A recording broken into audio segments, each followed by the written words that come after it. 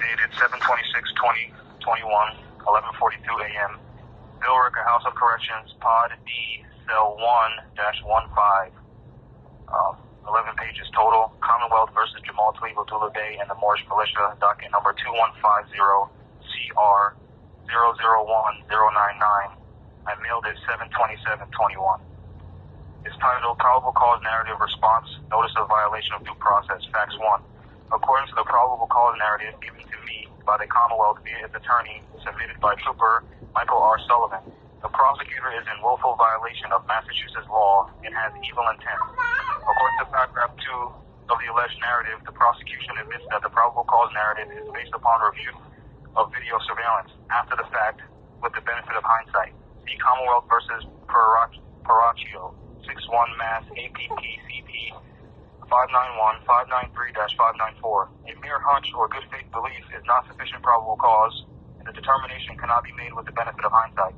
The question remains of whether the officer with a reasonable suspicion to believe a crime has been, was being, or was about to be committed at the time of the stop. Q-Chip versus City of Noblesville. To establish probable cause, we look only at what the officer knew at the time, not at how things turned out in hindsight. Brown versus Toy, Touhy, 18 FD3 421-423.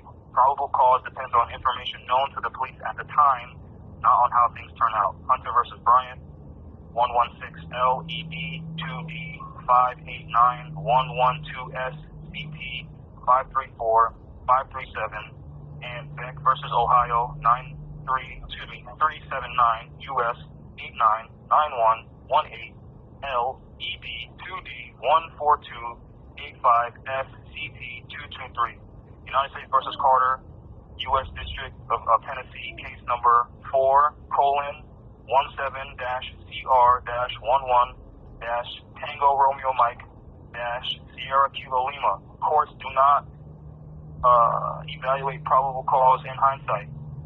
McNally versus Tabor, case 6:18-CB-16-Romeo Echo Whiskey Hotel Alpha India. Probable cause is assessed from the perspective of a reasonable officer on the scene rather than with 20/20 vision of hindsight. Trooper Casey merely stated that he observed a black transit van pulled over in the breakdown lane and activated his emergency lights, see paragraph 3, but he never specifies his reason for doing so. He never declared or identified an emergency or suspicion of a crime or an emergency. That is a violation of our right to due process. Since Casey had no probable cause to stop us and prohibit us from continuing on our peaceable journey at the time of the stop, this case must be dismissed. Facts 2. Everything came through, right? You can hear everything still? Yep, keep going. Alright, facts 2. In the video footage provided by the prosecution, I asked Sergeant Matt McDevitt what their probable cause was. Both McDevitt and Casey, as shown in court, before everyone in physical attendance and on Zoom, shrugged their shoulders, and McDevitt verbally said, "I don't know." So when I asked in court what their probable cause, when I asked on the highway during the time of the stop, the initial time, within I think an hour, I asked them what their probable cause was, and Sergeant Matthew McDevitt stated that he does not know, and they played that in court during the dangerousness hearing. Alright, so I continue to write, see Commonwealth versus Silva, 366 Mass 402. The standard for justifying a stop is a reasonable suspicion that the person stopped is committing, has committed, or is about to commit a crime. Both McDevitt and Casey failed to state reasonable suspicion or probable cause to stop us during the time of the stop. Therefore, there is no probable cause, and this matter must be dismissed. Facts 3. According to Casey's own admittance in the narrative, he knew that we were a militia. See paragraph 5. Since the state police could see and were told that we were a well-regulated militia, we in our actions were authorized and protected by the Second Amendment. See Conteo versus Massachusetts, 577 U.S. 411-412. The Second Amendment protects modern weapons. Miller versus Bonta, case 19-CV-153. When the term modern rifle is used, it principally refers to a rifle built on an AR-15 platform with prohibited features, including high-capacity magazines, also known as standard magazines. Miller versus Bonta 307 U.S. at 178. Miller implies that a weapon that is commonly owned and that is useful for the common defense for a militia member is also protected by the Second Amendment. Second Amendment protections include both common arms and weapons that may be useful in warfare. Conteo 577 U.S. at 142. The fact that a statistically significant number of Americans use AR-15 type rifles and large-sized magazines demonstrates ipso facto that they are used for lawful purposes. This court has already described the utility of larger standard capacity magazines in self-defense situations and the state's unconstitutional 10-round limit. See Duncan versus Becerra. The court rejects the notion that magazines capable of holding more than 10 rounds feature prominently in gun violence against law enforcement personnel, as there is little evidence. According to retired U.S. Army Major General Alan D. Youngman, who during his testimony in Miller versus Bonta, which the court emphasized how his testimony is credible, very well qualified, unequivocal, and uncontested, Major General Youngman specified the usefulness of standard 30-round magazines and how they are, quote, important for militia use, unquote. In Miller versus Bonta, it was decided that the AR-15 type of modern rifle, which includes high-capacity magazines, bears a reasonable relationship to the preservation and efficiency, as well as the effectiveness of a modern, well-regulated militia. It is therefore protected, including ammo, high-capacity magazines, and body armor by the Second Amendment. Also see Jackson versus City and City of San Francisco, 746 FD3 953-961. Laws prohibiting acquisition and possession of magazines able to hold more than 10 rounds is unconstitutional under any level of scrutiny. Duncan versus Becerra, 366 F SUPP 3D 113. Jackson thus held that the right to possess firearms implies a right to obtain the bullets necessary to use them. See also Association of New Jersey Rifle and Pistol Club versus Attorney General of New Jersey, 910 F3D 106116. The question is whether a magazine is an arm under the Second Amendment. The answer is yes. There must be some right to possess magazines. See Texeria, Texeria versus City of Alameda, Alameda, number 873 F36670-677. A right which is free and open to all is not subject to a license or a tax. See Chicago versus Collins. Duncan versus Becerra, 366 F SUPP 3D 1131. Millions of ammunition magazines able to hold more than 10 rounds of ammunition are in common use by law-abiding and responsible citizens for lawful uses like self-defense.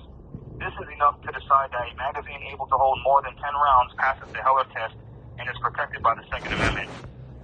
The simple test applies because a magazine is an essential mechanical part of a firearm. The size limit directly impairs one's ability to defend oneself. Neither magazines, nor rounds of ammunition, nor trigger, nor barrel are specifically mentioned in the Second Amendment. Neither are they mentioned in Heller. But without a right to keep and bear triggers, or barrels, or ammunition, and the magazines that hold the ammunition, the Second Amendment would be meaningless. Foyk versus City of Sunnyvale, 779 F3D 991-998. Foyk, FYOCK. Facts 4. These charges are nothing more than converting the Second Amendment right into a privilege and attaching a license to said privilege. The Commonwealth has unconstitutionally, via its legislator, made it a statutory crime to keep and bear arms without the legislator's written permission via a license. Yet the people of the United States, via Congress, has already declared it a right. Rights cannot be licensed. See Thompson versus Smith. Rights of the citizen are not a mere privilege which may be prohibited or permitted at will, but a common right which he has under the right of life, liberty, and the pursuit of happiness. Facts 5.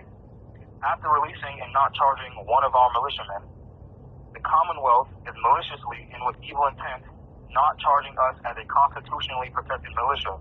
They are changing our status and charging us as individuals instead, with individual case numbers and charges for the same event, in pursuit of a joint venture. Because this case is not about justice, it is about discrimination against our national origin, religious beliefs, and destroying the lives of 11 innocent men, just so the prosecution can have another conviction under their belt. This should be one case with one case number and be titled the Commonwealth versus the Moorish Militia. But if that was the case, the divide and conquer tactics would not work, and there would be no charges because we are protected via the Second Amendment. Fact 6. By the police's own account, they are describing us as a well-regulated militia. See paragraph 8 of the probable cause narrative. By the police's own account, they never, at any point in time, written in the probable cause narrative, specified that we were under arrest for anything. The narrative states that I was advised that I was being arrested for carrying a firearm, but as shown in the footage by the prosecution, that was never stated in the footage played during the dangerousness hearing. I was simply asked, not ordered to, nor commanded to, stow my arms. I was never ordered to place them down as shown in the video. It was not until several minutes or hours later, after the police escalated things and blocked both sides of the highway, and after conspiring to deprive us of our rights, I was asked to walk back towards their firing line. I asked again for probable cause, as shown on the footage of my body camera that the prosecution has. The police again never gave any probable cause for the unlawful arrest. See paragraph 5 and 13. I was merely asked to lay down my arms, and for the safety of my militiamen, I asserted our Second Amendment constitutionally secured rights to stay armed as a militia. It was only due to severe mental, spiritual, and physical fatigue and anguish and exhaustion that I was commanded by the God Allah to submit to Him for my safety and the safety of my men. Allah commanded me to faint. As I laid on the ground unarmed, the colonists arrested me without warrant. Signed, Jamal Tariq Abdullah Bey, a free Moor.